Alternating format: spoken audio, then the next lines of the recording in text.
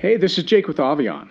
Let's talk about the scene controller and the dimming wall station, their status LED, and how to do a hard reset. Both styles of wall stations come in an AC or battery-powered version, with the battery lasting 10 years. There's a blue status LED at the bottom of the wall station. The status LED will tell us a few things.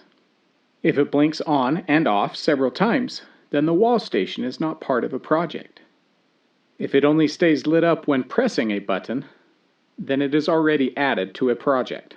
For the battery version, you will have to press a button to wake it up to get the status LED to respond. If the status LED does not light up, check to see if the unit has power. Maybe the batteries are in backwards, or there is no power available in the junction box. Before we move on to how to do a hard reset, I want to give you some words of caution. The hard reset should only be used as a last resort. It will not make the product function differently or correct issues within the product. The wall station will be set back to factory defaults and will not control anything. The hard reset is most commonly used when moving the wall station from a test account to a permanent installation.